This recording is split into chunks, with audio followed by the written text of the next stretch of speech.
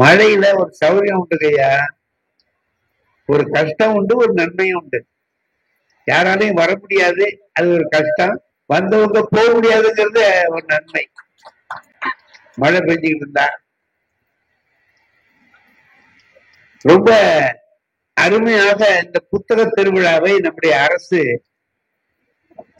ஒவ்வொரு ஊர்லயும் ஒவ்வொரு ஆண்டும், நானே இங்க 3வது ஆண்டா வந்து பேசுறேன். ஒவ்வொரு ஆண்டும் பார்க்கலாம் நிறைய கூட்டம் நிறைந்து வருகிறது. நிறைய புத்தக ஸ்டால்களுக்கெல்லாம் போய் பார்த்தோம்னா நிறைய பேர் இருக்கிறாங்க, பிள்ளைங்க வந்து படிக்கிறாங்க. பெரிய நன்மை. இத எல்லா மாவட்டத்திலையும் நடத்துறாங்க, எல்லா மாவட்டத்திலையும் நடத்துறாங்க. பிள்ளைகளுக்கெல்லாம் ரொம்ப நன்மையாக இருக்கிறது. அதற்காக நம்முடைய தமிழ்நாடு அரசை வணங்கி மகிழ்கிறேன். ஒரு இந்த மாதிரி நடக்கிற பொழுது ஒரு நல்ல பொழுதுபோக்கு நிகழ்ச்சிகள், மக்கள் அறிவு வளர்ச்சிக்கான நல்ல பேச்சுகள், பட்டிமன்றங்கள், இவைகளை எல்லாம் வைத்து மக்களை வரவேற்று அவர்களிடத்துல நல்ல செய்திகளை கொடுத்து அனுப்பக்கூடிய நல்ல சூழ்நிலை அமைந்திருக்கு. இதுல இன்னைக்கு எனக்கு என்ன ஒரு தலைப்பு கொடுத்திருக்காங்கன்னா, வாழ்ந்து பார்ப்போம் வாரியம், வாழ்ந்து பார்க்கலாம் வாங்க அப்படின்னு சொன்னா, இதுல எல்லாருமே வாழ்ந்துகிட்டு தான் இருக்கிறோமாங்கிறது ஒரு கேள்வி. ஏன்னா 2 வகையா சொல்றாங்க, வாழ்வதுங்கிறது வேற, இருக்கிறதுங்கிறது வேற. ஆனா நம்மகிட்ட ரொம்ப பேர் வந்து எப்படி இருக்கீங்கன்னு கேட்டு பாருங்க, ஏதோ இருக்கேன். யாருக்குமே திருப்தி இருக்காது, ஏதோ இருக்கேன். இன்னும் சில பேர் சொல்லுவாங்க, உங்க புண்ணியத்துல இருக்கேன். நம்ம கிட்டே புண்ணியம் ஸ்டாக்ல இல்ல, இதுல வந்து உங்க புண்ணியத்துல இருக்கிறேன் அப்படின்னு சொல்லுவாங்க. ஓசிலேயே வாழ்றவன் அர்த்தம். ஏன்னா நம்மகிட்ட இருக்கிற புண்ணியத்துல அவர் இருக்கிறாராம். இப்படி எல்லாருமே என்ன செய்யறாங்கன்னு கேட்டீங்கன்னா, ஏதோ தான் ரொம்ப கஷ்டப்படுறது மாதிரியும், இதை இருக்க அப்படின்னு சொல்லி இருக்கக்கூடாது, வாழணும். ஒவ்வொரு நிமிடத்தையும் நாம வாழ்ந்து கொண்டு கழிக்க வேண்டும்.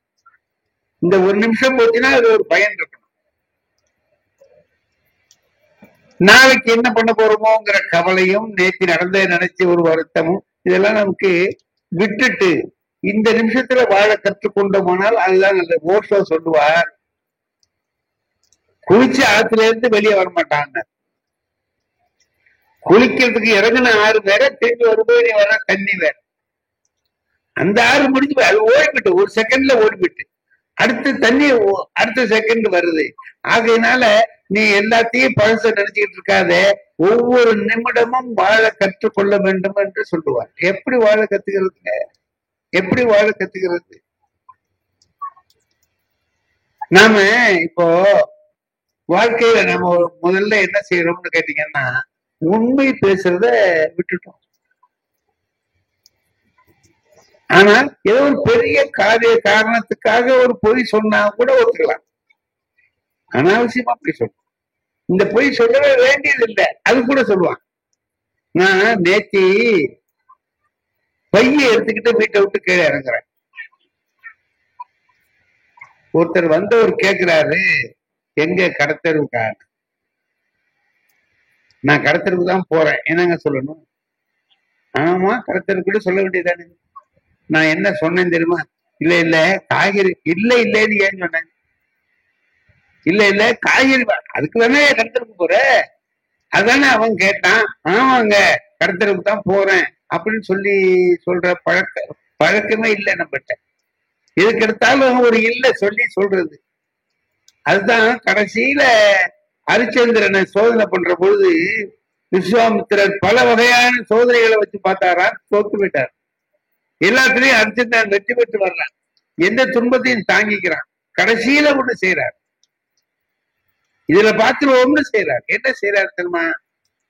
ராத்திரி 12 மணி நள்ளிரவு, ஹரிச்சந்திரன் மயானத்துல காவல் காத்துக்கிட்டு நிக்கிறான். அவரு வர்றாரு. இப்ப அவன் போய் அசந்து போய் மேல பரணி கட்டிருக்கான். மரத்து மேல ஒரு பரண் கட்டி அதுலதான் ஓய்வு. இப்ப இந்த மாதிரி கொஞ்சம் லேசா தூத்தல் போட்டுட்டு சிறு சிறு சிறு சிறு காத்து அடிக்குது. ராத்திரி 12 மணிக்கு மேல ஆயிட்டு இப்ப எல்லாருக்கும் என்ன வரும் அந்த நேரத்துல? தூக்கம் வரும். அவரு போய் மேல உட்கார்ந்தார். எப்ப விஸ்வாமித்திரர் வந்தார். ஹரிச்சந்திரா என்ன பண்ணிட்டு இருக்கேன்னார். இருக்கேன் அப்படின்னா. காவல் காத்துக்கிட்டே இருக்கேன். சரி, ஒரு கதை சொல்லட்டுமான்னு கேட்டேன். சொல்லுங்க சுவாமி சொல்லுங்க. ஏதோ ஒரு கதையை ஆரம்பிச்சு சொல்றார். குளிர்ந்த காத்து அடிக்குது, ராத்திரி 12 மணி, கதை வேற சொல்றான். என்ன வரும்? தூக்கம் தானா வரும். அம்மாவெல்லாம் பிள்ளைகளை தூங்க வைக்கிறதுக்கு ராத்திரில என்ன சொல்லுவாங்க? கதை தான் சொல்லுவாங்க. எங்க அம்மாவும் கதை சொல்லியிருக்காங்க, அதே கதை தான் சொல்லுவாங்க. அந்த இளவரசன் காட்டுக்கு போறதோட நின்று போச்சு. அதுக்கு மேல என்ன நடந்ததுங்கிறது எனக்கும் தெரியாது, எங்க அம்மாவுக்கும் தெரியாது. நான் அது வரத்துக்குள்ளே தூங்கிடுவேன். அதோட நின்று போச்சு. அந்த அப்ப அந்த கதை எனக்கு அவ்வளவுதான் தெரியும், அதுக்கு மேல தெரியாது. சொன்னா தூக்கம் வரும். இப்போ விஸ்வாமித்திரன் கதை சொல்றான்,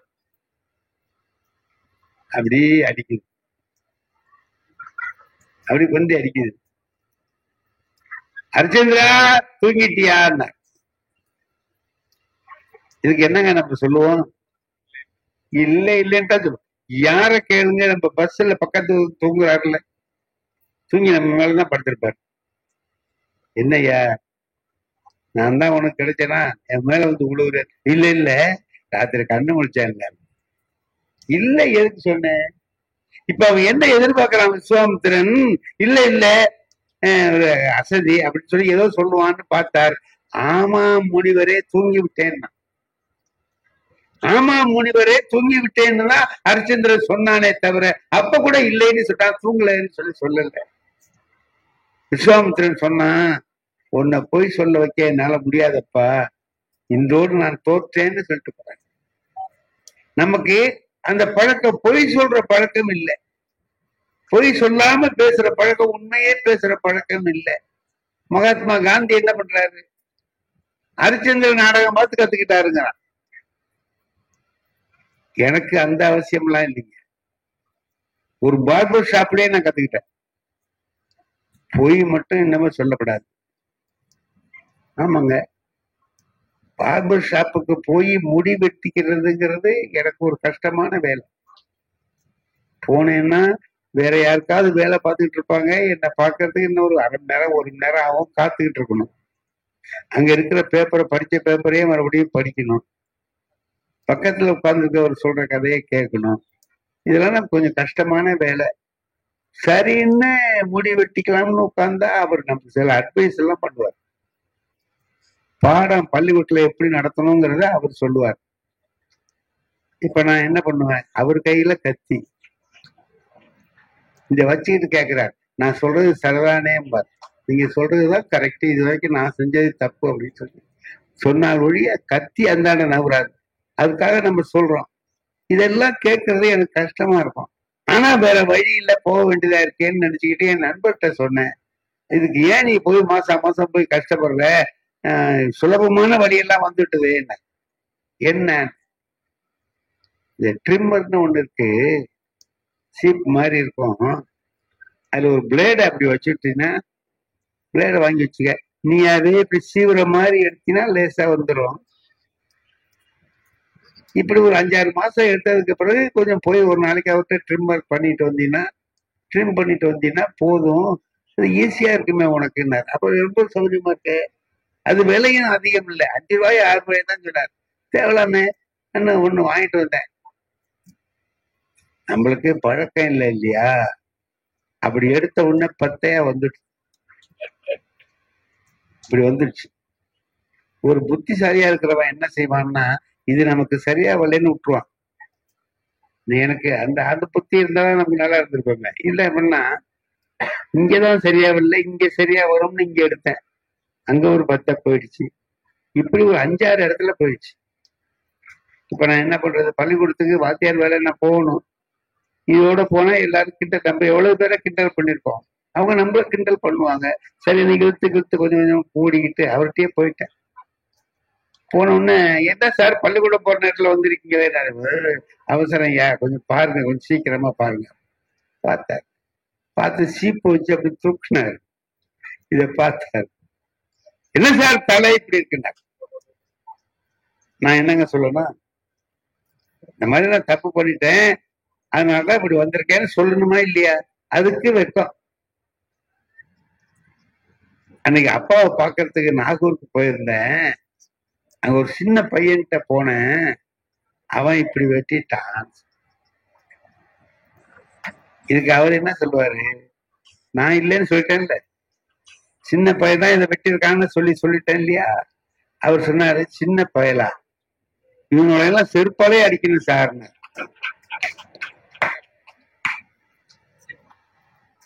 யார என்னதான் ஏன்டே சொல்றாரு, என்னால ஒண்ணும் செய்ய முடியல, இந்த மாதிரி பயிர்கள் செருப்பாலே அடிக்கணும் சார். இந்த பாரு, அவன் ஏதோ சின்ன பையன் தெரியாம செஞ்சுட்டான், அவனை ரொம்ப திட்டாதையான்னு. என்னதான் திட்டான்னு சொல்ல முடியல, அவனை ரொம்ப திட்டாதையான்னு. திட்டாம இருக்கிறதா? அவன் இந்த பக்கம் இங்க அவன் தான் இங்கேயும் எடுத்தான். ஒரு தடவை எடுத்தவொன்னு அவனுக்கு அறிவு இருக்காது இல்லையே அப்படின்டா. இவனோடலாம் மரத்துல கட்டி வச்சு சார்னார். விட்டுடுயா, அவன் ஏதோ தெரியாம செஞ்சுட்டான் ஒடியா அப்படின்னா விட மாட்டேங்க. கடைசியா நான் என்ன பண்ணேன், இனியும் விட்டா ரொம்ப திட்டுவார், நம்மளால தாங்க முடியாது அப்படின்னுட்டு, இல்லையா நான் தான் அந்த மாதிரி செஞ்சுட்டேன், சும்மா நான் வெக்கப்பட்டுட்டேன். நீங்களா சார் வெட்டினீங்க, முதல் தடவையிலேயே உங்களுக்கு வேலை நல்லா வருது சார். நான் ரிட்டையர் ஆக போற சமயம் அது. அப்படின்னா என்ன அர்த்தம், இதை விட்டா அடுத்த வேலை அதை பார்க்கலாம் நீங்கிறது மாதிரி, நல்ல முதல் தடவையிலேயே உங்களுக்கு வேலை நல்லா வருது சார். அப்ப நான் நினைச்சேன், இது எதனால நமக்கு இந்த அவமானம் வந்தது? ஒரே விஷயம்தான், பொய் சொன்னது தானே, ஒரு சின்ன விஷயம் தானே, சின்ன பிள்ளைல இருந்து நம்ம படிக்கிறது தானே இது. பொய்யாமை பொய்யாமை ஆற்றின் அறம் பெற செய்யாமை செய்யாமை நன்று. எத்தனை தடவை இந்த திருக்குறள் நாம படிச்சிருப்போம், மற்றவனுக்கு சொல்லியிருப்போம். திருக்குறள், ஒரு திருக்குறள்ல திருவள்ளுவர் சொல்றார், ஓதி உணர்ந்தும் பிறருக்கு உரைத்தும் தான் அடங்கா பேதையில் பேதையார் இல். படிச்சான், அது சரணான்னு உணர்ந்தா, மற்றவங்களாம் எடுத்து சொன்னான். ஆனா அவன் மட்டும் அதுபடி நடக்கல. அவனை விட முட்டாள் உலகத்துல யாரும் இல்ல. பேதையில் பேதையார் இல். அவனை விட முட்டாள் உலகத்துல இல்ல. நான் எத்தனை பேருக்கு சொல்லியிருப்பேன், பொய்யாமை பொய்யாமை ஆற்றின் குரலை எவ்வளவு நடத்திருப்பேன், எனக்கு அது தெரியலையே. இப்போ ஒரே ஒரு விஷயம்தான், நாம் உண்மை என்று உணர்ந்தவற்றை பின்பற்றி வாழ கற்றுக்கொண்டோமானால் எந்த தொல்லையும் வர. ஒரு சின்ன ஆசைக்காக அதை விட்டுட்டு வேற ஏதோ ஒண்ணு நாம செஞ்சுக்கிட்டு இருப்போம், அதனால வருகிற துன்பங்கள் ஏராளம். ஒரு விஷயம் சொல்லுவார், திருவள்ளுவர் தான் சொல்லுவார், குடும்பத்துல கணவனும் மனைவியும் எப்படி இருக்கணும். அவர் சொல்ற முக்கியமானது இன்னைக்கு கூட நாம நினைச்சு பார்க்க வேண்டிய விஷயம், நட்போட இருக்கணுங்கிறார், காதலோட இருக்கணும்னு சொல்லல. ஒரு வயசுல இளமை இருக்கிற போது காதல்ங்கிறது அது சாதாரணமா இருக்கும். ஆனால் அவர் சொல்றது நட்போடு வாழ வேண்டும் என்றார். உடம்போடு உயிரிடை என்ன மற்ற அன்ன மடந்தையோடு எம்மடை நட்பு. உடம்புக்கும் உயிருக்கும் எப்படிப்பட்ட தொடர்பு இருக்கோ அது மாதிரிதான் கணவனுக்கும் மனைவிக்கும் தொடர்பு. இது உடம்புன்னா அது உயிர், அது உடம்புன்னா இது உயிர். அப்படி ரெண்டு பேரும் எப்படி இருக்கணும்னா நட்போடு இருக்கணும். உடம்பை விட்டு உயிர் பிரிய முடியாது, பிரிஞ்சா உடம்பு அல்ல, அது பணம். உயிர் உடம்பை விட்டு போயிட்டுதுன்னா அது ஆதி, எங்க போயிடும், எங்க போச்சு என்னன்னு யாருக்கும் தெரியாது. அப்போ இது ரெண்டு பேரும் சேர்ந்து வாழணும். வாழும்போது எப்படி வாழணும்னா நட்போடு வாழணும். இது சின்ன விஷயம் தானுங்களே, இது தெரிஞ்சுக்கிறதுக்கு நமக்கு என்ன பெரிய கஷ்டமா? ஏன் நம்ம வீட்டுல அனாவசியமா சண்டை போடுறோமே, ஏங்க தேவையில்லாம சண்டை போடுறோமே? அறிஞர் அண்ணா அவர்கள் ஒரு திருமணத்துல பேசுற போது சொன்னார், ரொம்ப நல்லா நான் கேட்டேன் அதை. அவர் பேசுற போது சொன்னாரு, எப்படி இருக்கணுங்கிறதுக்கு ஒரு விஷயம் சொன்னார். ஒரு கணவன் சொல்றான், நாளைக்கு லீவு தானே, வாரியா நம்ம 2 பேரும் எங்கேயாவது வெளியில போய் சுத்திட்டு வருவோம். போவோங்க, நம்மளும் வெளியில எல்லாம் போய் நாளாச்சு, போவோம். கல்லணைக்கு போவோமா? போமே. ஏதாவது செஞ்சு எடுத்துட்டு வா. என்னங்க செய்ய? என்ன செய்யணுமோ செய்ய. புளிசோறு செய்யட்டுமா? செய்ய. உனக்கு தான் நல்லா செய்ய தெரியுமா, செய்ய. புளிசோறு செஞ்சுக்கிட்டாங்க, போறாங்க. கல்லணைக்கு போறாங்க, எல்லாம் சுற்றி பாக்குறாங்க. மத்தியானம் நேரம் ஆயிட்டுது, வா சாப்பிடலாம். 2 பேரும் சாப்பிடுறாங்க. அப்ப அந்த மனைவி என்ன பண்றா, ஒரு பிளேட் வச்சிருக்கா, அதை எடுத்து கொஞ்சம் புளிசோரை வச்சு சாப்பிடுங்கிறான். அவன் சொல்றான், இதை திங்க தானே இங்க வந்தோம். நேற்றுக்கே சொன்னா புளிசோறு செய்யலான்னு செய்யுன்னா, இப்ப இங்க வந்து சொல்றான், இதை திங்கவா இங்க வந்தோம். ஏங்க நீங்க தான் செய்ய சொன்ன, அதுதான் செஞ்சுட்டு அது செஞ்சிருக்கிற. சரி, இந்த பிளேட்ல வச்சு கொடுக்கறதுதான் வீட்லயே திங்கிறமே. அப்புறம் நீ ஊட்டி விடு, நீ ஊட்டி விடு. அதை எடுத்து அவ என்ன பண்றா, வாயில அப்படி ஊட்டி விடுற.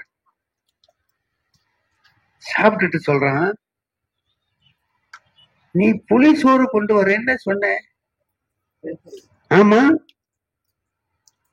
அப்புறம் ஏன் புளிசோறு கொண்டு? ஏங்க புளிசோறு தானே கொண்டு வந்திருக்கிறேன். புளிசோறு கொண்டு வரேன்னு சொன்னேன், புளிசோறு செய்ய போறேன்னு சொன்னேன், எல்லாம் சொல்லிவிட்டு சக்கரை பொங்கலை கொண்டு வந்திருக்கேன். என்னங்க சக்கரை பொங்கல்? நான் புளிசோறு தான் கொண்டு வந்து. இந்த பாரு, இங்க வா அப்படின்னு இவன் கொஞ்சம் எடுத்து அவளுக்கு ஊட்டி விடுறான். இவன் கொஞ்சம் ஊட்டி விடுறதுக்காக தான் இந்த நாடகத்தையே அவன் நடத்துறான். இவன் எடுத்து அவளுக்கு ஊட்டி விடுறான். புளிசோறு தானுங்களே அப்படின்னா. அப்படியா, உன் கை பட்ட உடனே சக்கரை பொங்கலா போயிட்டது. இப்படி குடும்பம் நடக்கணும். இப்படி குடும்பம் நடக்கணும்.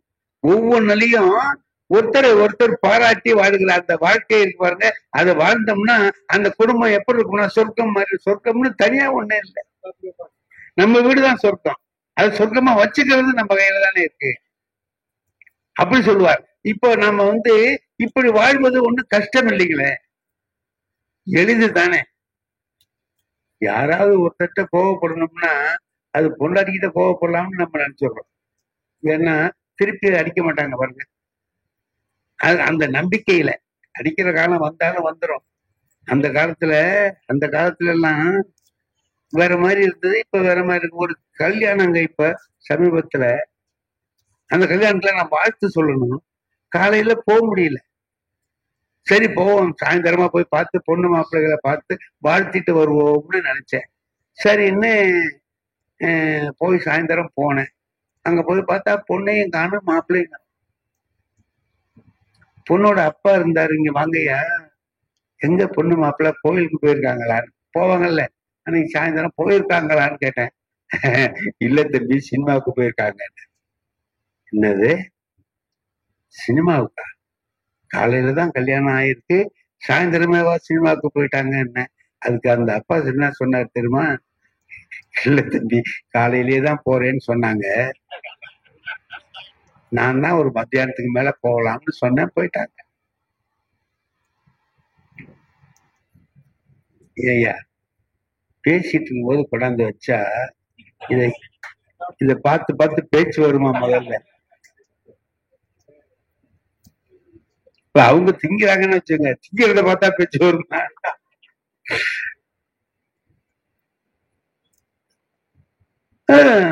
காலையில தான் போறேன்னாங்க, இப்ப மத்தியானத்துக்கு மேல போங்கன்னு போயிட்டாங்க. சரி சரி, சின்னஞ்சிறுசுகள் சந்தோஷமா போனா சரிதான் அப்படின்னு நினைச்சேன். எங்க பக்கத்துல ஒரு வயசு, ஒரு 75-80 வயசு ஒரு அம்மா, ஒரு வயசான பாட்டின்னு சொல்லலாம், அது இருந்துச்சு. அது என்ன பண்ணுச்சு, அட ஆண்டவனு வாயை புத்துச்சு. நான் கேட்டேன், ஏம்மா நீ வாயை புத்துற, உனக்கு என்ன? என்ன தம்பி ஆச்சரியமா இருக்கு, காலையில தான் கல்யாணம் ஆயிருக்கு, சாயந்தரம் சினிமாவுக்கு போதுங்களா அப்படின்னா. உனக்கு என்ன, உனக்கு என்ன? அதுகள் சின்னஞ்சிறுசுகள் போகுது, போனா போட்டுமே, உனக்கு என்ன வந்துச்சு அப்படின்னா. என்ன எனக்கு என்ன வச்சுக்கிறீங்க? எங்களுக்கெல்லாம் கல்யாணம் ஆன காலத்துல அதுக்கு எப்ப ஆயிருக்கும்? ஒரு 70 வருஷத்துக்கு முந்தி ஆயிருக்கும். அதை சொல்லுது.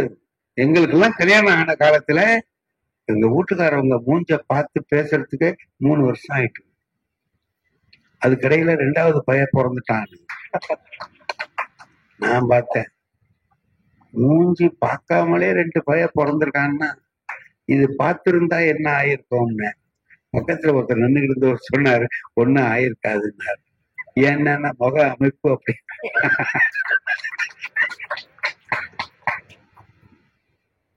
நீங்க யோசனை பண்ணி பாருங்க, அதுக்கு முந்தைய திருமணம் ஆகி அந்த கணவன் மனைவி 2 பேரும் கலந்து இயல்பா பேசுறதுக்கே 10 நாள் ஆகுமா? ஆகாது. நம்ம காலத்துல இருந்தது, நம்ம காலத்துல அப்படி இருந்தது. அப்படிலாம் போய் இப்ப சாயந்தரமே 2 பேரும் சினிமாவுக்கு போறாங்கன்னா மாறுதல் தானே. இது நல்ல மாறுதல்ங்கிறீங்களா கெட்ட மாறுதல்ங்கிறீங்களா? நல்லதுதான். மகிழ்ச்சியா அவங்க 2 பேரும் போறதுங்கிறது நல்லதுதான். இந்த மாற்றத்தை ஒத்துக்கணும். திருமணங்கள்ல இப்ப பாத்தீங்கன்னா அந்த காலத்துல ஒரு பொண்ணு உட்கார்ந்து கல்யாண மேடையில உட்கார்ந்து இருக்கும் போது பாத்தீங்கன்னா தலை குனிஞ்சு உட்காந்து, நம்ம நிறைய பேர் பார்த்திருக்கிறோம். தலையை குனிஞ்சு இப்படி வெக்கப்பட்டுக்கிட்டு இப்படிதான் இருக்கும். அந்த பக்கத்துல இருக்கிற கணவனை கூட அது பார்க்காது. அவரும் பார்க்கலாம் பார்ப்பாரு, முகம் தெரியாது, தலைதான் தெரியும். போட்டோ இருக்கிற இந்த மாதிரி எடுப்பாரு. அம்மா கொஞ்சம் நிமிருங்க அம்மா, அது நிமிராது, அப்படியேதான் இருக்கும். பின்னால இருக்கிற பொண்ணுங்க என்ன பண்ணும், அப்படி கொஞ்சம் தலையை தூக்கும், கையெடுத்தோன்னு விழுந்துடும். இது மாதிரிலாம் இருந்தது. அப்ப ஒரு வீட்டுல ஒரு போட்டோ இருந்துச்சு. அப்ப அவங்க கல்யாண மேடையில இருந்த போட்டோ, அதுல பாக்குறேன் விரலோட இருக்குங்க படம். என்ன எட்டா விழுந்துருதாக்கு என்ன பண்றது, பின்னால வச்சே எடுத்தோம் அப்புறம். இப்ப கல்யாணத்துக்கு போய் பாருங்க என்னமா இருக்குன்னு. இந்த பொண்ணை அழைச்சிட்டு வர்றதுக்கு என்ன பண்ணுவாங்கன்னா 2, 3 தோழி பெண்கள், அது வராது, வெக்கப்பட்டுட்டு வராது, நீ தள்ளிக்கிட்டே வரும். நீங்க பாத்திருக்கீங்களா சார்? சும்மா சொல்லுங்க, ஒண்ணு தப்பு இல்லை. நீங்க பாத்திருக்கீங்க, சரி. அப்படி தள்ளிக்கிட்டு வருங்க. இப்ப பாக்குறேன் சார், அந்த 2, 3 பொண்ணுகளும் அதை புடிச்சுக்கிட்டு ஒடியாது, முண்டி ஒடியாருது, இதெல்லாம் பின்னால வருது.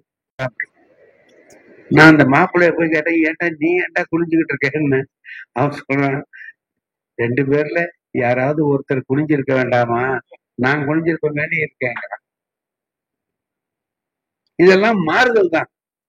இந்த மாறுதல் நல்லா யோசனை பண்ணி பாத்தீங்கன்னா இந்த மாறுதல் நல்லதா கெட்டதா? நல்லதுதான். அந்த காலத்துல இருந்தது பூரா சரி, இப்ப இருக்கிறது பூரா தப்புன்னு நினைச்சிருக்கணும். அந்த காலத்துல இருந்தது நல்லதும் இருந்தது, கெட்டது. பாரதி சொல்லுவான், என் தாத்தா வெட்டின கிணறுங்கிறதுக்காக உப்பு தண்ணியை குடிப்பாடான்னு.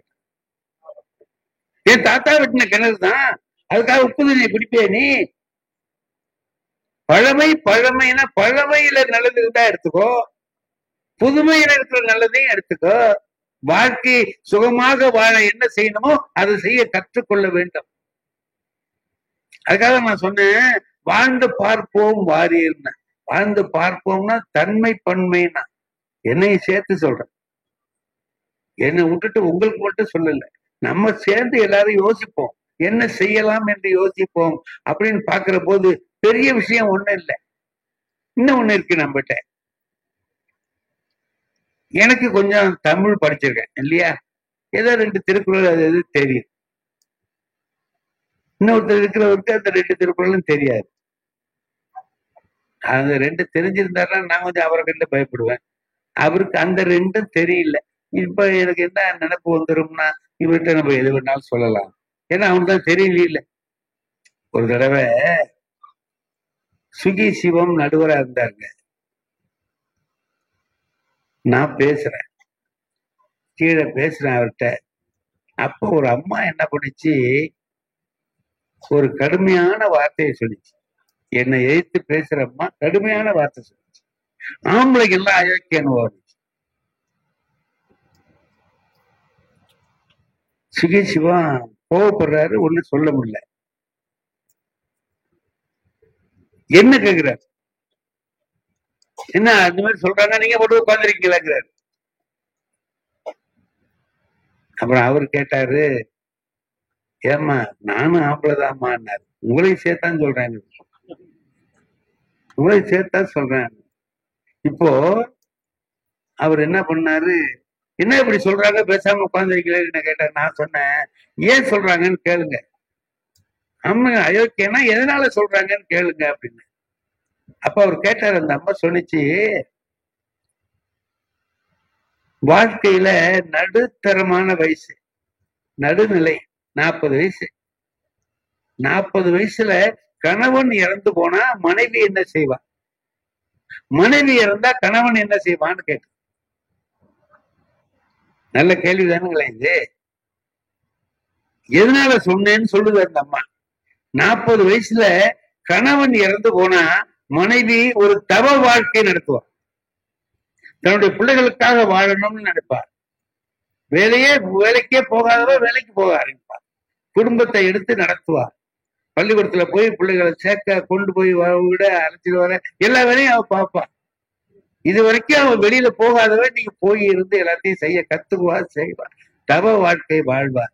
ஆனா மனைவி இருந்தா கணவன் என்ன பண்ணுவான், உடனே வேற கல்யாணம் பண்ணுவான். இதான செய்வான். இப்ப சொல்லுங்க நீங்க யாருன்னு கேட்டு. இந்த அம்மா சொல்றது சரியா இருக்கு. ஆனா சரின்னு சொல்றதுக்கா நான் இருக்கேன்? எதிர்த்து பேசுறது தானே நான் இருக்கேன். இப்ப அவர் சொன்னாரு, என்னையா சொல்றீங்க இப்ப? நான் சொன்னேன், இதுக்கு என்ன பதில் மனசுல ஓடுது, என்ன பதில சொல்றது? இந்த அம்மா சொல்றது நியாயம்தான். நம்ம ஆளுவோ டக்குன்னு வேற கல்யாணம் பண்றானு, அவங்க நல்ல வாழ்க்கை, சிரமப்பட்டு வாழ்க்கையை நல்லா நடத்துறாங்க, சரிதானே நினைச்சேன். அப்படி சொல்ல முடியலையே, பதில் சொல்லணுமேன்ட்டு நான் போய் கேட்டேன், ஜவஹர்லால் நேரு செத்து போயிட்டாரு தெரியுங்களான்னு கேட்டேன். அவருக்கு கோபம் வந்துருச்சு. யோ, அவங்க என்ன கேக்குறாங்க, நீங்க ஜவஹர்லால் நேரு?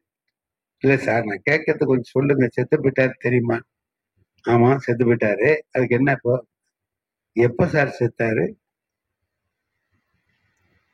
எனக்கு அதெல்லாம் தெரியாது. நான் சொல்றேன், உங்களுக்கு தெரியுமா தெரியாதா? எனக்கு தெரியாது. 1964 வருஷம் மே மாசம் 27ஆம் தேதி மத்தியானம் 2:30 மணிக்கு செத்தாரு. எப்படி இவ்வளவு கரெக்டா ஞாபகம் வச்சிருக்கீங்க? நீங்க தான் தெரியாதுன்னுட்டீங்கல்ல. அப்புறம் நம்ம இஷ்டத்துக்கு விட வேண்டியதுதான். முதல்ல கேட்டுப்பான், அமெரிக்காவுக்கு போயிருக்கீங்களான்னு கேட்டுப்பான். இல்லைன்றானா போறோம், அந்த அட்டி பின்னி விடுவான். போயிருக்கேன்னா கொஞ்சம் ஜாக்கிரதையா பேசுவான். நீங்க எங்க போயிருக்கீங்க அப்படின்ட்டு ஆரம்பிச்சு, அது நான் அங்க போனேன், நீங்க போனேன், மாத்தி சொல்லுவோம். ஏயா அதனால்தான் நீங்க இது மாதிரி இல்ல சார், இந்த வருஷம், மாசம், தேதி, கிழமை, இதுல கொஞ்சம் வித்தியாசம் இருக்கலாம், அதெல்லாம் சரி. ஆனா அந்த நேரம் சொன்ன பாருங்க, அது கரெக்ட் தான். மதியானம் 2:30 மணிக்கு தான் அவர் இறந்தார். எதுக்கு சொல்றீங்க? எனக்கு கேளுங்க. 2:30 மணிக்கு நேரு இறந்தார். 3:30 மணிக்கு குல்ஜாரிலால் நந்தான்னு ஒருத்தர் அழைச்சிட்டு வந்து அங்க நிறுத்தி, ராதாகிருஷ்ணன், ஜனாதிபதி ராதாகிருஷ்ணன் அவருக்கு பதவி பிரமாணம் பண்ணி வைக்கிறார் சார். ஆமா, ஏன் சார், எவ்வளவு பெரிய மனுஷன் இறந்து கிடக்குறாரு, உடனே 1 மணி நேரத்துக்குள்ளார கொண்டு வந்து ஒரு பிரதமரை வைக்கணுமா? ஏன் அவ்வளவு அவசரம்? 10 நாள் கழிச்சு செஞ்சா என்ன? உங்களுக்கு அரசியல் சட்டம் தெரியாம பேசுறீங்க என்ன? ஒரு நாடு பிரதமர் இல்லாம இருக்கக்கூடாது. அதனால ஒரு ஒண்ணு. அப்ப என்ன சார், நாட்டுக்கு ஒரு சட்டம், வீட்டுக்கு ஒரு சட்டமா? நாட்டுல பிரதமர் இல்லாம இருக்கக்கூடாது, வீடு மனைவி இல்லாம இருக்கக்கூடாது.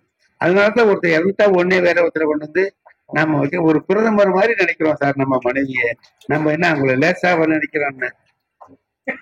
அந்த அம்மா சிரிச்சுக்கிட்டு பேசாம வந்துட்டு பதில் சொல்ல முடியல. அதுக்கு நம்ம என்ன பண்ண வேண்டியது, ஒரு நகைச்சுவையை கொடுத்து ஏதோ ஒரு வேடிக்கை சிரிச்சுக்கிட்டு இருந்தாக்க மறந்துடும் இல்லையா? கேள்வி மறக்கிறதுக்குலாம் அது பயன்பட்டு.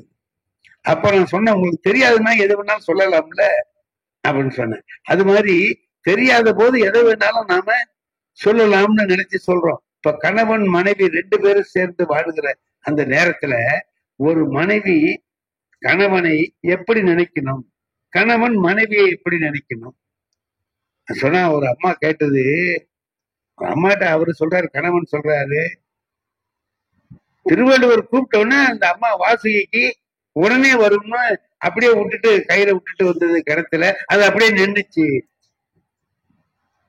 அவ்வளவு பெரிய பத்தினியா அந்த அம்மா இருந்தாங்க, அதனால நின்றுச்சு. அதுக்கு அந்த பொம்பளை சொன்னா, அதனால நிக்கல, திருவள்ளுவரும் அப்படிப்பட்டவரா இருந்தார், அவர் இருந்ததுனால அந்த அம்மா அப்படி இருந்துச்சு, நீ அப்படி இருந்தா நானும் இப்படி இருப்பேன். ஒருத்தர் மட்டும் இல்ல, ரெண்டு பேரும் சேர்ந்து தானே ஒரு முடிவு நம்ம பண்ணணும். திருவள்ளுவர் அதனால சொல்றார், மடந்தையோடு எம்மெடை நட்பு அப்படின்னு சொல்றார். இப்ப குடும்பத்துல நாம கணவன் மனைவி ரெண்டு பேருமா சேர்ந்து வாடுகிற பொழுது ஒருத்தருக்காக ஒருத்தர் விட்டு கொடுக்கிறது, ஒருத்தருடைய வாழ்க்கையில ஒருத்தர் என்னென்ன உதவி செய்யலாமோ செய்வது. இன்னும் ஒரு விஷயத்த நான் சொல்றேன். திருமணம் ஆகிறதுக்கு முந்தி நான் கோவிலுக்கே போனது கிடையாது, சாமி கும்பிட்டது கிடையாது, விபூதி பூச மாட்டேன், குங்குமம் வச்சு ஒன்னும் செய்ய மாட்டேன். நான் சாமி கும்பிடாததுனால சாமிக்கு ஒன்றும் நஷ்டம் இல்லை, ஆனா நான் எவனையும் போகவும் விட மாட்டேன். அறிவு இருக்காடா, கோவிலுக்கு எவனை போன நண்பர்கள் எல்லாத்தையும் போக விடாம இப்படி இருந்தேன். எனக்கு கல்யாணம் ஆயிடுச்சு. கல்யாணம் ஆன உடனே ஒரு வாரம் எல்லாரும் இந்த கோவிலுக்கு அழைச்சிட்டு போறாங்கல்ல, அங்க வாங்க இங்க வாங்கன்னு கூப்பிடுவாங்க. நான் என் மனைவிட்ட சொல்லுவேன், நீ போயிட்டு வா, நான் இருக்கேன், வீட்டுல இருக்கேன். எங்க நீங்க, நீ எனக்கு சேர்த்து நீயே கூப்பிட்டுட்டு வா போ.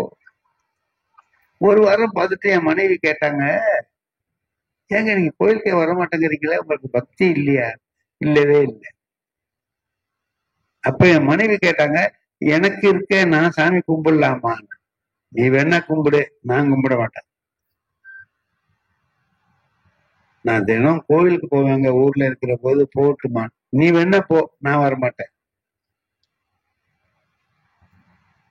அது ஒரு வாரம் ஓடிச்சு அப்படி. அதுக்கு பிறகு என் மனைவி, நான் தினம் தனியா கோவிலுக்கு போறேன் இல்லைங்க. ஆமா, இந்த சின்ன பையனும் அங்க இங்க நிக்கிறாங்க, அவங்க கேலி பண்றாங்க. உன்னையா கேலி பண்றானு? சரி. அதுல ஒருத்தன் வந்து இடிச்சிட்டு போனான். பொதுவா ஒரு புருஷனா இருக்கிறவனுக்கு கோவம் வரும் இல்லையா? என்ன என் பொண்டாட்டியா ஒருத்தன் வந்து இடிச்சிட்டு போறான்னா ஆத்திரம் வருமா வராது? எனக்கு வரல. ஏன்னா என் மனசுல என்ன ஓடுதுன்னா, கல்யாணத்துக்கு முந்தி நம்ம பண்ணிட்டு இருந்த வேலையை இப்ப வேற எவனோ பண்றான்.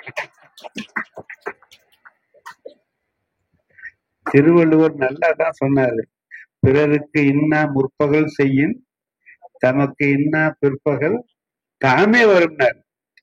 அந்த தாமே வருங்கிறத அதுல ரொம்ப முக்கியம். அவன் தான் வந்து நமக்கு செய்யணும்னு வேண்டியது இல்லை, அது தானா வந்து சேர்த்துருட்டா உனக்கு அப்படிங்கிறார். அது மாதிரி நமக்கு வந்திருக்கு. அதை பொண்டாட்டிகிட்ட சொல்ல முடியுமோ?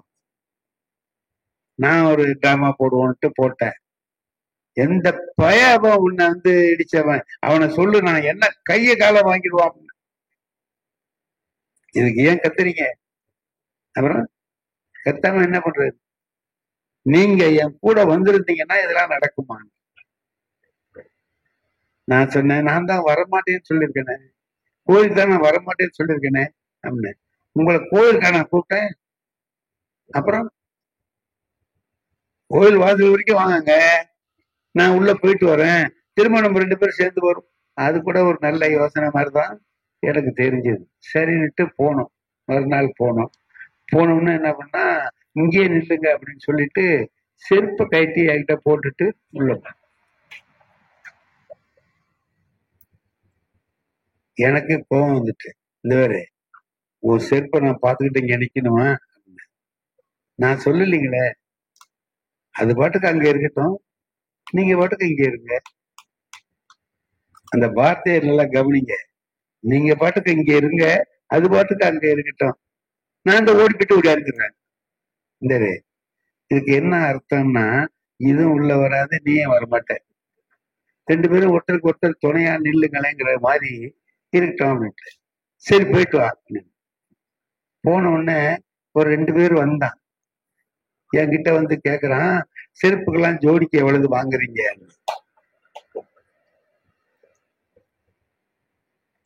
ஏயா என்னை பார்த்தா செருப்பு பார்த்துக்கிற ஆளு மாதிரி தெரியுதா உனக்கு? என்ன நான் பார்த்துட்டு இருக்கிய போயான்னு கொஞ்சம் கடுமையா திட்டினேன்.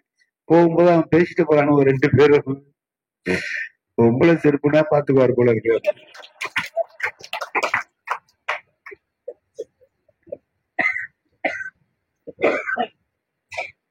எனக்கு கோபம் வந்துட்டு, எந்த கோயிலுக்கு போக மாட்டேன்னு சொன்னமோ அந்த வாசல்லயே நிறுத்தி நமக்கு இவ்வளவு பெரிய அவமானம் நடக்குதுன்னா ஆத்திரமா இருக்குல்ல. நான் சொன்னேன், நீ பாட்டுக்கு போயிட்டா பாரு, வர்றவன்லாம் செருப்பு ஜோடிக்கு எவ்வளவுன்னு கேக்குறான், எனக்கு அவமானமா போயிடுச்சு. வருத்தப்படாதீங்க என் மனைவி, வருத்தப்படாதீங்க. நம்ம 2 பேரும் நாளைக்கு செருப்பு பார்த்து அவர்கிட்ட போட்டுருவோம், உள்ள போயிடுவோம். எங்க உள்ள? கோயில் உள்ள. நான் தான் கோயில். உங்களை என்ன சாமி கும்பிடவா சொன்னேன்? சும்மா வாங்கலங்க உள்ள. கல்யாண மண்டபத்துக்கு போக மாட்டீங்க, அது மாதிரி நினைச்சிட்டு வாங்கல. வேற வழி இல்லை. நான் பார்த்த செருப்பு பார்த்துக்கிறத விட இது தேவலாம், போகண்டா அப்படின்ட்டு போயிட்டோம். 2 பேரும் போயிட்டோம். மறுநாள், ஐயா வாங்க உள்ள போயிட்டோம். போய் பார்த்தா அன்னைக்குதான் நான் பூஜை நடக்கிறத பாக்குறேன். இது வரைக்கும் நான் பூஜை பார்த்ததே இல்லை, பாக்குறேன். இப்ப கடைசியில கற்பூரம் காட்டுறாரு. நான் மட்டும் நமக்கு இந்த பழக்கம் இல்லையா, நின்றுட்டு இருந்தேன். என் மனைவி என்ன ஒரு இடி இடிச்சு, எல்லாரும் என்ன செய்யறாங்கன்னு பாருங்க. எல்லாரும் கும்பிட்டுக்கிட்டு இருக்காங்க, கும்பிடுறாங்க. நீ சும்மா நிக்கிறீங்க. இந்த பாரு, அவங்களுக்கு எல்லாம் பக்தி இருக்கு, கும்பிடுறாங்க. எனக்கு இல்லை, நான் எப்படி கும்பிடுவேன்? அட இருந்தா என்ன, இல்லைன்னா என்ன, சும்மா கும்பிடுங்க. அது எப்படி சும்மா கும்பிடுறது? என்ன என்ன சும்மா கும்பிடுறதா? இப்ப தேசிய கீதம் இருக்குல்லங்க, ஜனகணமன. ஆமா, யாருங்க பாடணும்? தேச பக்தி உள்ளவங்க தானே பாடணும். தேச விரோதியும் சேர்ந்துக்கிட்டு பாடுறானா இல்லையா? அது மாதிரி நீங்க கும்பிடுங்களேன். என்ன பக்தி இல்லாமலே கும்பிடு நீ சும்மா அப்படின்னு. இது எனக்கு நியாயமா பட்டது. ஏன்னா பள்ளிக்கூடத்துல நான் அதை பார்த்திருக்கேன். காலையில பிரேயர் நடக்கும், வருஷம் அங்க பிள்ளைகள்லாம் நிறுத்தி கடவுள் வாழ்த்து அது இதெல்லாம் எல்லாமே நடக்கும். கடைசியில தேசிய கீதம் பாடி முடிச்சுட்டு தான் பிள்ளைகள்லாம் கிளாஸுக்கு போவாங்க. நாங்கெல்லாம் நின்றுட்டு பார்த்துக்குவோம், சத்தங்கள்லாம் போடாம கொள்ளாம பார்த்துக்குவோம். நான் ஒரு நாள் இந்த 12th ஸ்டாண்டர்ட் பையன்கிட்ட நிக்கிறானோ, அங்க நிக்கிறேன், நான் பாத்துக்கிறேன். நான் இருக்கிற இடத்துல ஒரு பையன் இருக்கான் சார், அவனுக்கு தேசிய கீதமே தெரியல. அவன் ஆனா பாடுறான். எப்படி பாடுறான்னு பாத்தீங்கன்னா, கண்ண கண்ண கண்ண கண்ண கண கணன்னே அடிக்கிறான். கடைசி வரைக்கும் கணதான். கன வழியா இந்த ராகம்லாம் கொண்டாந்துடுறான். சண்டை கொடுக்கறது மாதிரி கன கன. கடைசியில ஜெயகே ஜெயகேங்கிற போது மட்டும் அஹே அஹேங்கிறான்.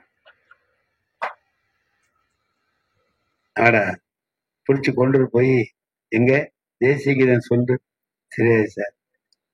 ஏண்டா 12 வருஷமா காதுல வாங்குறிய, உனக்கு தேசிய கீதம் கூட தெரியலையாடா? தெரியலையே, மனப்பாடம் ஆகல. சரி, நாளைக்குள்ள மனப்பாடம் பண்ணிட்டு தேசிய கீதத்தை நீ சொல்ற. ஒரு இந்தியாவில இருக்கிற ஒருத்தனுக்கு தேசிய கீதம் தெரியாம இருக்கலாமாடா? சரி சார், என்ன செய்யணும்? மனப்பாடம் பண்ணி நாளைக்கு எனக்கு சொல்லணும் அப்படின்னு.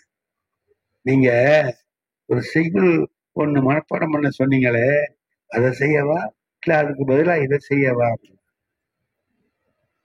நீ ஒண்ணும் செய்ய வேணாம் போட. அத மாதிரி என் மனைவி சொன்னாங்க, தேசிய கீதத்தை பாடுற மாதிரி நீயும் சும்மா வச்சு கும்பிடியா? அன்னைக்கு நான் கும்பிட்டது தாங்க. அதுக்கு பிறகு அந்த கையை நான் என்ன எடுக்கல. இருக்கு. இத நான் எதுக்கு சொல்றேன் தெரியுமா? இது என் வாழ்க்கையில நடந்த விஷயம். இதை ஏன் சொல்றேன் அப்படின்னு கேட்டீங்கன்னா, ஒரு என்னுடைய மனைவியினுடைய என்கிட்ட உன்னை நான் திருத்த போறேன், நீ சாமி கும்பிடாம இருக்கக்கூடாது, கும்பிட்டுதான் ஆகணும் அப்படின்னு சொன்னா நான் கேட்டிருப்பேனா? முடியாதுப்பா, உன்னால முடிஞ்ச பாத்து அப்படின்னு சொல்லுவேன் நான். அப்படி சொல்லல என் மனைவி. ஏதோ கோயில் வாசல் வரைக்கும் அழைச்சிட்டு போற மாதிரியும், அங்க ஏதோ கஷ்டத்தை உண்டாக்குற மாதிரியும், அதுல யாரோ இடிச்சது மாதிரி சொல்லி கொண்டு நம்ம கொண்டுட்டு போய் கோயில்ல கும்பிட வச்சது இருக்கு பாருங்க. அந்த மனைவி செஞ்ச அருமையான அறிவுடைய செயல். அந்த அறிவார்ந்த செயலை அவங்க செய்யற போது பக்குவம். இப்ப நான் சாமி கும்பிட்டதுனால ஏதோ பெரிய மாறிட்டேன் அப்படின்னா நினைக்காதீங்க. நீங்க அதுல நான் அடைந்த நன்மை ஒரு பெரிய நன்மை. என்னன்னு கேட்டீங்கன்னா, அது வரைக்கும் பக்தி இலக்கியத்தை நான் படிக்க மாட்டேன். தேவாரம் தெரியாது, திருவாசகம் தெரியாது, எதுவுமே எனக்கு தெரியாது. திருவாய்மொழி படிச்சது இல்லை, ஒண்ணுமே இல்லை. அதுக்கு பிறகு படிக்க ஆரம்பிக்கிறேன். தமிழே அதுல இருக்கு, தமிழே அதுக்குள்ள இருக்கு. இவ்வளவையும் நம்ம இழந்துட்டு தானே இருந்தோம். இந்த மனைவி நமக்கு காட்டின வழியில இப்போ நாம தமிழையே முழுமையா கற்றுக்கொள்ளுகிற அருமையான வாய்ப்பு கிடைச்சதேன்னு நினைக்கிற போது, ஒரு மனைவி கணவனுடைய வாழ்க்கையில எவ்வளவு முக்கியமான இடத்தை வகிக்கிறார். செஞ்சு அவனுடைய வாழ்க்கையில ஒரு மாற்றத்தை உண்டாக்குறார். அந்த மாற்றம் எப்படி வருது? கடுமையா வரல, கொண்டு திணிக்கல, எதையுமே மென்மையா சொல்லி நானா உணர்ற மாதிரி பண்ணி கொண்டு வரும். என்னுடைய மனைவி சுத்த சைவம். நான் எல்லாமே சாப்பிடுவேன். நாங்க 2 பேரும் கல்யாணம் பண்ணிருக்கோம். எங்க அம்மாவெல்லாம் சமைப்பாங்க, எங்க வீட்டுல எல்லாருமே சாப்பிடுவோம். அவங்க மட்டும் சைவம். எங்க வீட்டுக்கு வந்த உடனே இது சமைக்கிற போது சமைக்கல கூட இருந்து எல்லாம் செய்வாங்க, ஆனா சாப்பிட மாட்டாங்க. இப்போ நாங்க தனி குடும்பம் வந்துட்டோம். எங்க அம்மா சமைச்சுக்கிட்டு இருந்தாங்க, நாங்க சாப்பிடணும் தெரியல. அப்புறம் தனியா குடும்பம் திருவாரூருக்கு வந்துட்டேன். வந்ததுக்கு பிறகு நான் அந்த வாரம் ஏதாவது வாங்கிட்டு வந்து கொடுப்பேன். அவங்க சமைச்சு வைப்பாங்க, சாப்பிடுவேன். ஒரு நாள் அவங்க சமைக்கிற போது உள்ள போய் பார்த்தேன். அடுப்பாங்கரையில சமையல் அறையில போய் பார்த்தா அடுப்புல இதெல்லாம் வேகுதுங்க. ஒரு கரண்டியை வச்சு ஆட்டிக்கிட்டு அதை பார்க்காம இந்த பக்கம் திரும்பிக்கிறாங்க. அதை பார்க்க கூட அவங்களுக்கு மனசு இல்லை. அவ்வளவு வெறுப்பு உள்ளவங்க எனக்காக சமைக்கிறாங்க இல்லையா? சமைச்சு அதோட இல்ல, அதுக்காக உள்ள பாத்திரத்தெல்லாம் ஒரு தனியா துணியில கட்டி மேல தொங்குது சார். கையால கூட இருக்க மாட்டேன், ஒரு குச்சியால எடுத்து அப்படி எடுத்து சமைக்கிறது, மறுபடியும் கட்டி ஒரு தீண்டத்தகாதவனை நடத்துறது மாதிரி என்ன நடத்துறாங்க. எனக்கு அதை பார்த்த உடனே என்ன நினைப்பு வந்ததுன்னா, ஆஹா, இவ்வளவு சிரமப்படுறவங்க சமைக்கிறாங்க எதுக்காக? நமக்காக இல்லையா? ஏன் அந்த சிரமத்தை நம்ம கொடுக்கணும்? எப்படி ஏதாவது சாப்பிடணும்னா நம்ம வெளியில போறபோது சாப்பிட்டு போறோம் இல்ல? அவங்களுக்கு இந்த சிரமம் பிடிக்காத ஒருத்தரை செய்யும்படி சொல்றது எவ்வளவு தப்பு அப்படின்னு பார்த்தேன். மறு வாரத்துல இருந்து நான் வாங்கல, நிறுத்திட்டேன். நான் சாப்பிடுவேனே தவிர மனைவியை சமைக்க சொல்றதை நிறுத்திட்டேன். ஏன் வாங்கிட்டு வரலையான்னு கேட்பாங்க. நான் சொல்லுவேன், எனக்கு இப்போ சாப்பிடுறது பிடிக்கல, விட்டுடு சார். குடும்பம்ங்கிறது எப்ப அது இனிமையான குடும்பமா மாறுதுன்னா, கணவனுக்கு ஏற்றவாறு மனைவி சிந்திக்கணும், மனைவிக்கு ஏற்றவாறு கணவன் சிந்திக்கணும். அப்படி சிந்திச்சு ஒருத்தர் உணர்ந்து வாழுகிற வாழ்க்கை இருக்கு பாருங்க, அந்த வாழ்க்கை நிச்சயமா மேம்பட்ட வாழ்க்கை. வீட்டுக்கு ஆசையோட போவான். சில பேர் பாத்தீங்கன்னா ஆபீஸ் முடிஞ்சு வீட்டுக்கு போக மாட்டேங்கிறான். பாத்தீங்களா? ஐயா, நான் ரொம்ப பேர் இருக்கான் எனக்கு தெரிஞ்சவன்லாம். ஏன்டா வீட்டுக்கு போகலையான்னு, போவோம் இப்ப என்ன அவசரம் அப்படிமா. சில பேரு ஆபீஸ் முடிஞ்சவனே கொஞ்சம் பர்மிஷன் வாங்கிட்டு கூட வீட்டுக்கு போடுவான். என்னடா, குடும்பத்துல இருக்கக்கூடிய வரவேற்பு, எதிர்ப்பு, இதை பொறுத்துதான் போறது வர்றதான் இருக்கும். நாம நன்றாக கணவனை மனைவி உணர்ந்து, மனைவியை கணவன் உணர்ந்து அப்படி வாழுகிற அந்த வாழ்க்கை இருக்கு பாருங்க, அதுதான் வாழ்க்கை. வாழ்வதுங்கிறது அதுதான். இல்லைன்னா நாங்கதான் 15 வருஷமா குடும்பம் நடத்துறோம் சார், நான் சொல்றது அவங்க கேட்க மாட்டா, அவங்க சொல்றது நாங்க. அப்ப இருக்கீங்கன்னு அர்த்தம். ஒன்னா இருக்கீங்க 2 பேரும், ஒன்னா வாழல, ஒன்னா 2 பேரும் இருக்கீங்க. இப்ப இல்லையா? சில சர்க்கஸ்ல பார்த்தா சில சமயத்துல ஆடும் சிங்கமும் பக்கத்துல நிக்க வச்சிருக்கான். அதனால இன்னைக்கு சமுதாயம் சொல்றதுக்காக வேண்டி 2 பேரும் சேர்ந்து இருக்காங்களே தவிர ஒற்றுமையா இல்லை. அது வாழ்க்கை இல்லை. அது இருத்தல். எக்ஸிஸ்டிங் அண்ட் லிவிங் அப்படின்னு சொல்றாங்க. எக்ஸிஸ்டிங்னா இருக்கிறார், அவ்வளவுதான். அந்த இருக்கிற வாழ்க்கையை நாம வாழாமல் வாழுகிற வாழ்க்கையை வாழ்கிற பொழுதுதான் அது சிறந்த வாழ்க்கையாக அமையும் என்பதை நாம் உணர்ந்து கொள்ள வேண்டும். இன்னொன்னு, நம்மகிட்ட இருக்கிற குணத்திலேயே ஒண்ணு நான் நினைக்கிறது, அழுக்காருங்கிறார் திருவள்ளுவர். அழுக்காருன்னா பொறாமைதான். பொறாமைய என்ன பொறாமை? ரெண்டு வகையான பொறாமை இருக்குங்க. பொறாமையில ரெண்டு. என்னன்னா, என்கிட்ட இல்லாதது இவர்கிட்ட இருக்கு, என்கிட்ட கார் இல்லை இவர்கிட்ட இருக்கு, அதை பார்த்து என்னால பொறுத்துக்க முடியல, இது ஒரு பொறாமை. இன்னொரு பொறாமை இருக்கு, நான் ஒரு கார் வச்சிருக்கேன், இவர் ஒண்ணு வாங்கிட்டார், அது பொறுத்துக்க முடியல. நானும் கார் வச்சிருக்கேன், இவரு வாங்கிட்டாரா, என்கிட்ட இருக்கிறது மத்தவன்கிட்ட இருக்கக்கூடாதுன்னு நினைக்கிறது ஒண்ணு, என்கிட்ட அவங்ககிட்ட நம்மகிட்ட இல்லாதது அவங்ககிட்ட இருக்கேன்னு நினைக்கிறது ஒண்ணு, அது பொறாமைதான். இந்த பொறாமை எப்படி வரும் அப்படின்னா, நாம இருக்கிறது நம்முடைய வாழ்க்கையை நாம வாழ்ந்துட்டு இருக்கோம், நம்முடைய முயற்சிக்கு ஏற்றவாறு, நம்முடைய உழைப்புக்கு ஏற்றவாறு நாம வாழ்ந்துட்டு இருக்கோம். அவங்களுடைய முயற்சிக்கு ஏற்றவாறு, அவங்களுடைய உழைப்புக்கு ஏற்றவாறு வாழ்றாங்க. நீ ஒண்ணு வேணா கத்துக்கலாம், இப்படி உழைச்சா வாழலாம், இப்படி இருந்தா வாழலாம்னு கத்துக்கலாமே தவிர, இப்படி இருக்கானேன்னு பொறாமப்பட்டு அவனுடைய வீழ்ச்சிக்காக நாம ஒண்ணு செஞ்சா நாம ஒரு காலத்திலையும் முன்னேற முடியாது திருவள்ளுவர். அது என்ன செய்யுமா, அவனுடைய செல்வத்தை அழிக்கும், அவனையும் அழிக்கும். பொறாமைப்படுறவன் நிச்சயமா அவன் வாழ்க்கையை கவனிக்க மாட்டான், இன்னொருத்தர் வாழ்க்கையை தான் பார்த்துக்கிட்டே இருப்பான். என் நண்பன் ஒருத்தன்னா என் வீட்டுக்கு வருவான். வந்தான்னா அவன் நல்ல மனசு உள்ளவன். என்னன்னா, எவங்கிட்டயும் நல்லது ஒண்ணு இருக்கக்கூடாது. கொள்ளைக்கு போவான். சார், ஒரு மாமரம் இருந்ததுங்க, நிறைய காய்க்கும்.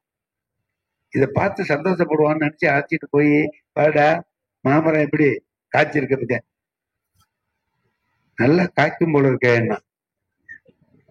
சார், ஒரு 15 நாள்ல மரம் விட்டு சார்,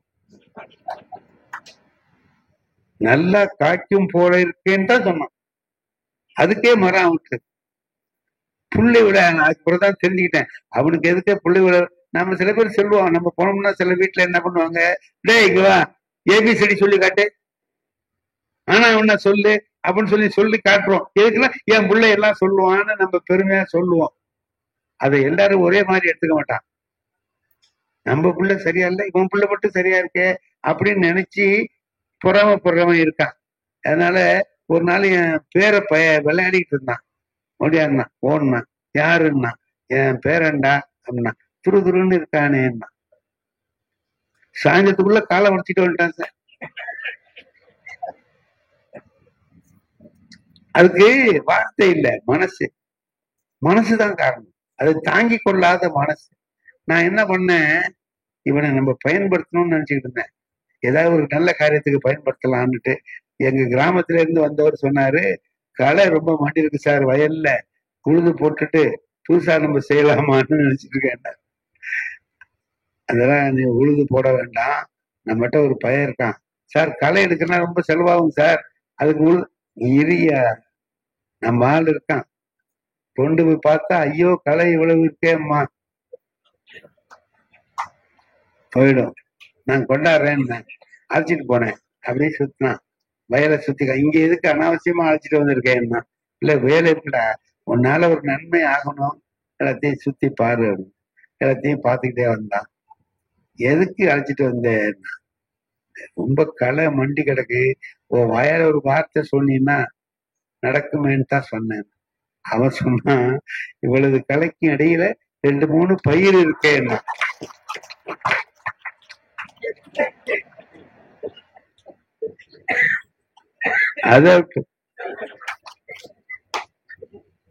அதாவதுங்க என்ன கேக்குறீங்களா, வேற ஒண்ணும் இல்ல, அவன் மனசு நல்ல மனசு இல்ல.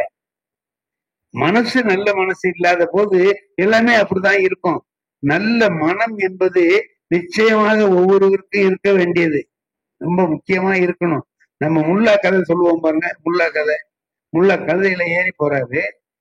போகும்போது ஒருத்தன் கேட்கறான், முல்லா எங்க போறீங்கன்னு கேக்குறான். இந்நேரத்துக்கு போறேன்னு சொல்லலாம்ல.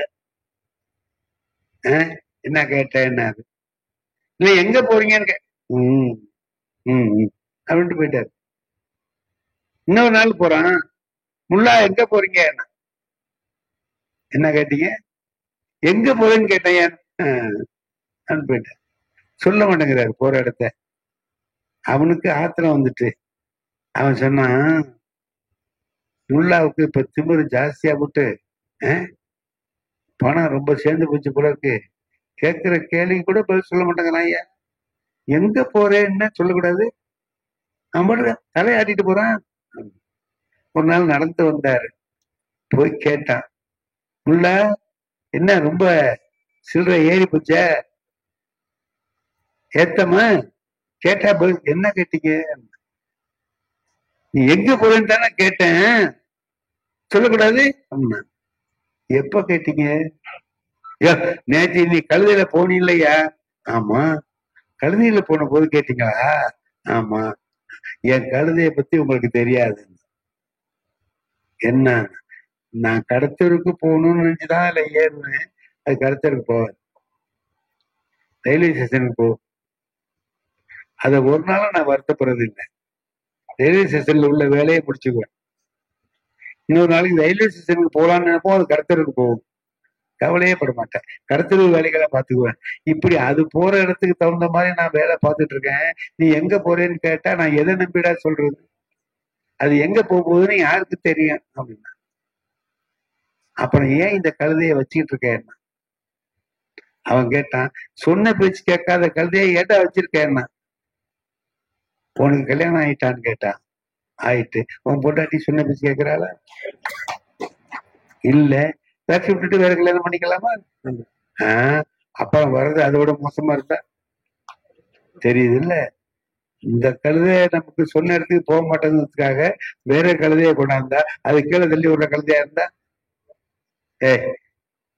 இல்லாத நினைச்சு யோசிக்க கூடாதுடா, இருக்கிறத வச்சு வாழ கத்துக்கிறவன் தான் மனுஷன். இல்லாததை நினைச்சு ஏங்கிட்டு இருக்கிறது அல்ல, இருப்பதை வைத்து வாழ கற்றுக்கொள்கிறவனுக்கு பெயர் தான் மனிதன். இப்போ அவர் சொன்னாரு, பொறாமை ஆகாது அழுக்காறு என ஒரு பாவி, பாவம் செய்யறவனுக்கு பேரு பாவி, பொறுக்கிறவனுக்கு பேரு பொறுக்கி, பாவம் செய்யறவனுக்கு பேரு பாவி. அது பாவம் செய்யும், ஆகையினால அந்த அழுக்காறு அவர் என்ன சொல்றார், பாவின்னு சொல்றார். அழுக்காறு என ஒரு பாவி ரெண்டு வேலை செய்யும்னா, திருச்செற்று உன்னுடைய செல்வத்தை அழிக்கும், அப்புறம் தீயொழியை உய்த்து விடும், உன்னை தீயமை செய்யும்படியாகவும் ஆக்கிவிடும். திருக்குறள்ல மட்டுங்க நாம வாழ்வாங்கு வாழ்வது வாழ்வாங்கு வாழ்வுனா திருவள்ளுவர் ஒரு வார்த்தை சொன்னார், வையத்துள் வாழ்வாங்கு வாழ்பவன் வான் உரையும் தெய்வத்துள் வைக்கப்படும். இது குறள். வாழ்வாங்கு வாழ வேண்டிய முறைப்படி எவன் வாழுகிறானோ அவன் வானத்திலே வாழுகின்ற தெய்வத்தோடு ஒன்றாக வைத்து எண்ணப்படுவான். வான் உரையும் தெய்வத்துள் வைத்து எண்ணப்படும், அங்க கொண்டு போய் சேர்ப்பான். அப்ப எப்படி வாழ்க்கையை நம்ம நடத்தணும் அப்படின்னு கேட்டீங்கன்னா, வாழ வேண்டிய முறை எதுல வாழ வேண்டிய முறை எது, பொறாமை இல்லாமல் வாழுகிறோம், தீச்செற்று தீயொழி உய்த்து விடும் பொறாமை, அது இருக்கக்கூடாதுன்னு சொல்றோம். இல்லாம இருக்க முடியுதா, இருக்கிறோமா அப்படின்னா இல்ல. ஏன் இல்ல, திருக்குறளை படிக்கிறோம், திருக்குறள்ல சொல்லப்படுகிற விஷயங்கள் இருக்குது பாருங்க, நுணுக்கமானவை. கமில் சோலபில்னு ஒரு அறிஞர் சொல்றான், இந்த ஆளு எப்படி இவ்வளவு விஷயத்த சொன்னாரு, 2000 வருஷத்துக்கு முந்தி போக்குவரத்து இல்லாத காலத்துல இங்க உள்ளது அவனுக்கு தெரியாது, அங்க உள்ளது இவனுக்கு தெரியாது, பாண்டிய நெடுஞ்செழியன் செத்து போயிட்டாங்கிற விஷயத்தை இன்னொரு நாட்டு மன்னன் அறிந்து கொள்வதற்கு 14 நாள் ஆகுது. வஞ்சியில இருக்கான், இவன் மதுரையில இறந்து போயிட்டான், இங்க இருந்து அங்க ஒரு மன்னன் இறந்தது இன்னொரு மன்னனுக்கு தெரியறதுக்கு 14 நாள் ஆயிருக்கு. அதுவும் அந்த வேடர்கள் சொல்லிதான் தெரிஞ்சுக்கிறாங்க. அந்த காலத்துல இருந்தவர் திருவள்ளுவர். அவர் இன்னைக்கு கூட நாம நினைச்சு பார்த்து வியந்து போற அளவுக்கு அருமையான செய்திகளை சொல்றாரு. இவர்களால எப்படி அப்படி சிந்திக்க முடிந்தது? அதுதான் அவன் சொல்றான். தமிழ் சோழபிள்ங்கிறவன் சொல்றான், எப்படி இந்த ஆள் இவ்வளவு சிந்திச்சு எழுதினாருங்கிறது உலகமே பார்த்து வியப்படைகிற ஒரு விஷயம். அப்ப அவர் சொல்றாரு, ஒண்ணு சொல்றாரு, உதவி வரைத்தென்று உதவி, உதவி செய்யப்பட்டார் சால்பின் வரைத்தன்னு ஒரு குரல் இருக்கு. எனக்கு அதுக்கு அர்த்தம் புரியல. உதவி வரைத்தென்று உதவி, உதவி செய்யப்பட்டார் சால்பின் வரைத்து. இந்த பேனா இருக்குங்க, இதுக்கு என்ன விலை? 2 ரூபா. இதுக்கு 2 ரூபா தான் மதிப்பான்னு கேட்கிறார் திருவள்ளுவர். ஆமா, 2 ரூபாய் தானே வாங்கணும், 2 ரூபா தானே. அப்படி நினைக்காத. இத ஒருத்தனுக்கு கொடுக்குற, ஒருத்தன் இத 2000 ரூபாயா நினைப்பான், இன்னொருத்தன் குப்பையா நினைப்பான். அப்ப இதோட மதிப்பு குப்பையா 2000 ரூபாயா? திருவள்ளுவர் கேட்கிறார். அந்த குரலை எனக்கு ரொம்ப நாள், இது என்ன சொல்றாரு இவர், என்னமோ சொல்றாரு, உதவி வரைத்தென்று உதவி, உதவி செய்யப்பட்டார் சால்பின் வரைத்துன்னு சொல்றாருன்னு. ஒரு தீபாவளி அன்னைக்கு எனக்கு அது சரியா தெரிஞ்சது. தீபாவளி நான் ஒரு தெருவில் இருக்கேன். அந்த தெருவில் கடைசி வீட்டுல ஒரு பெரிய பணக்காரர் இருக்கிறார், ஒரு செட்டியார். அவரு பெரிய பணக்காரர். அவர் என்ன செய்வாருன்னு கேட்டீங்கன்னா, இந்த ஏதாவது வாங்குறதுக்காக வர்றாங்கல்ல, பிச்சைக்காரங்க வர்றாங்கல்ல, அவங்கள வீட்டுக்குள்ள அழைச்சிட்டு போவார். வீட்டுக்குள்ள கொண்டு போய் பாய் போட்டிருப்பார், அதுல உட்கார வைப்பார். தலை வாழை இலை போட்டு அவங்க அம்மா, அவங்க மனைவியையே கொண்டு வந்து பரிமாற சொல்லுவாரு. இல்ல, வடை பாயசம் எல்லாம் வச்சு, வீட்டுல செய்த பலகாரங்களை எல்லாம் வச்சு சாப்பிட சொல்லுவார். சாப்பிட்டு முடிச்ச உடனே ஒரு 4 முழ வேட்டி, ஒரு துண்டு கொடுப்பார். வெத்தலை பாக்குல வச்சு ஒரு 5 ரூபா பணம் கொடுப்பார். இது எல்லாருக்கும் கொடுக்கிறார். இதை நான் கேள்விப்பட்டிருக்கேன். இப்ப இந்த குரலுக்கு அர்த்தம் புரிஞ்சுக்குவோம் அப்படின்னு நினைச்சு அங்கிருந்து வாங்கிட்டு வந்த ஆள் ஒருத்தரை கூப்பிட்டு கேட்டேன், எங்க போயிட்டு வர்றேன்னு. ஐயா வீட்டுக்கு போயிட்டு வந்தேன். எப்படி, என்ன நடந்துச்சு? என்ன நடந்துச்சு? உள்ள கொண்டு வச்சு சோறு போட்டாரு. நம்ம விட்டு போறோமா, ஒரு வேலைக்காரனை விட்டு போற சொல்லக்கூடாது. சாப்பாடு இருந்துச்சு சார், வடை பாயசம் இல்லையா?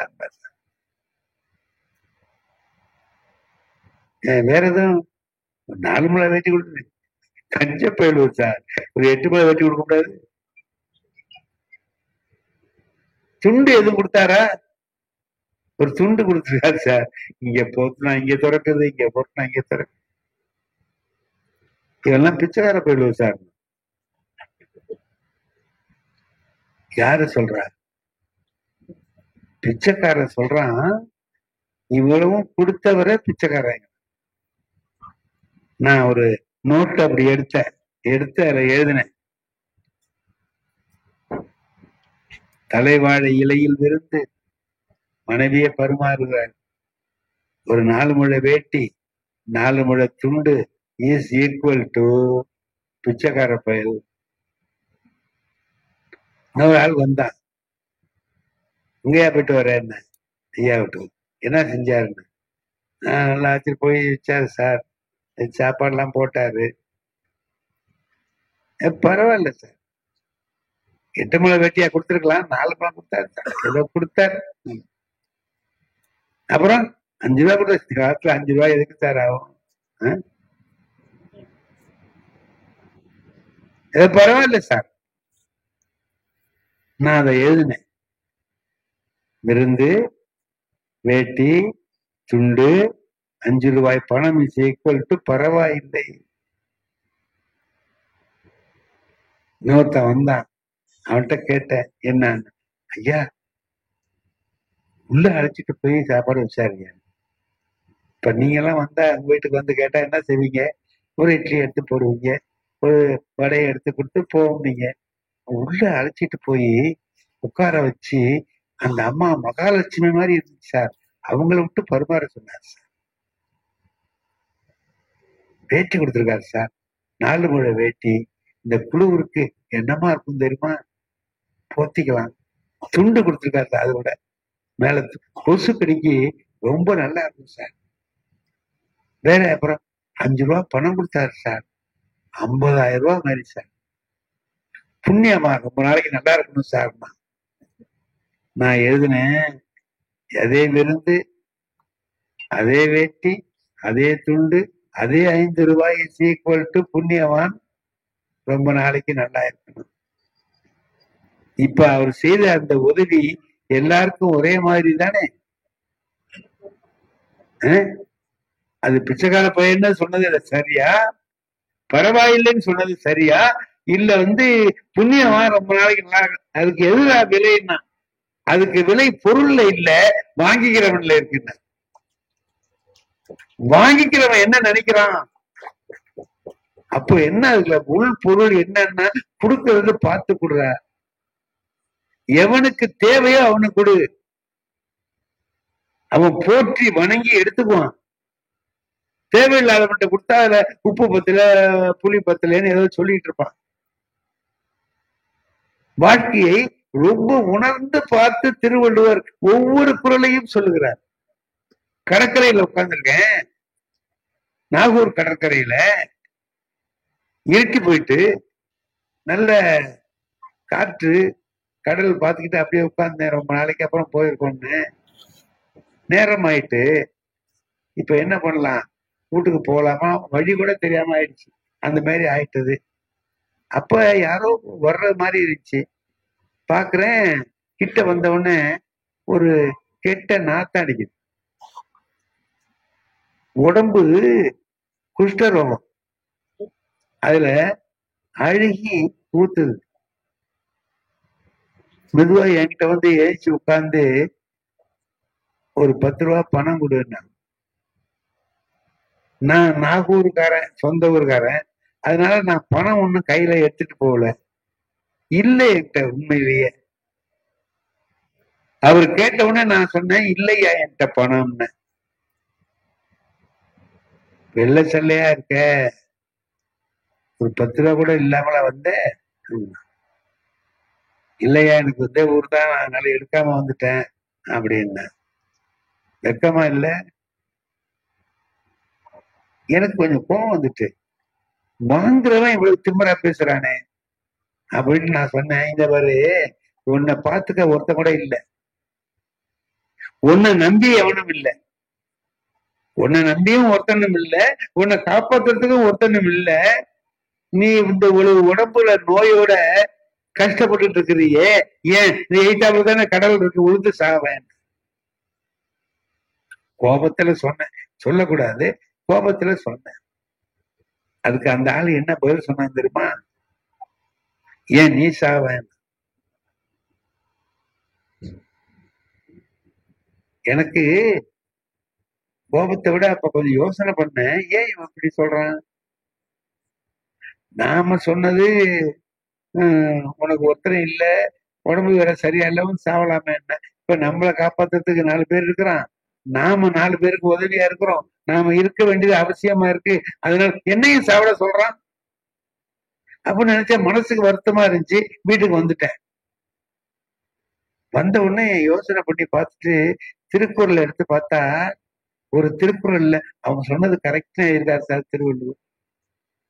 அவன் என்ன சொன்னானோ அது சரின்னு எழுதுறார்.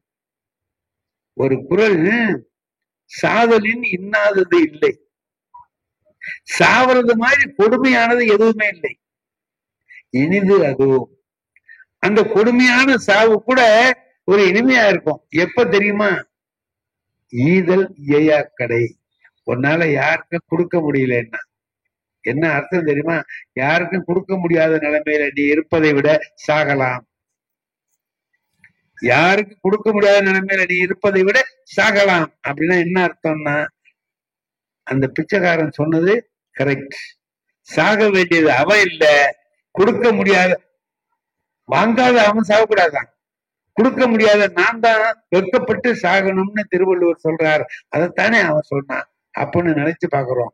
இப்படி குறளை படிப்பது மட்டுமல்ல, வாழ்க்கையில அதை எப்படி பயன்படுத்தலாம் எப்படி வாழ்க்கையாக அதை மாற்றலாம் என்பதை எண்ணி பார்த்து செய்வதற்கு அதுதான் சிறந்த வாழ்க்கை. ஆகையினால நாம எல்லாருமே வாழ்க்கையை வாழக்கூடிய வாழ்க்கையாக மாற்றி நம்முடைய வாழ்க்கையை செம்மையான வாழ்க்கையாக மாற்றிக் கொள்வதுதான் சிறந்த வாழ்க்கை. அதனாலதான் நான் சொன்னேன், இது ஒண்ணும் கஷ்டம் இல்லையே, சுலபம் தானே. நினைச்சு பார்த்தோம்னா இது கஷ்டம் இல்லை. பொய் சொல்லாம இருக்கிறது கஷ்டமா சார்? கொஞ்சம் முயற்சி பண்ணா இருக்கலாம். இப்ப நான் பொய் சொல்றது கிடையாது. ஏன்னா அந்த திட்டு வாங்க நம்மளால முடியாதுங்கிறதுனால நான் விட்டுட்டேன். பொய் சொல்லாம இருக்கலாம், முடியாத நம்மளால முடியும். அதே போல பொறாமைப்படாமல் இருக்க முடியாதா? முடியும். அதையெல்லாம் கொஞ்சம் பார்த்தால் செய்யலாம். முடிஞ்ச கொஞ்சம் முயற்சி பண்ணுவோமே அப்படிங்கிறதுக்காக தான் நான் வாழ்ந்து பார்ப்போம் வாரியர் அப்படின்னு சொன்னேன். வாழ்ந்து பார்ப்போம். நன்றி, வணக்கம்.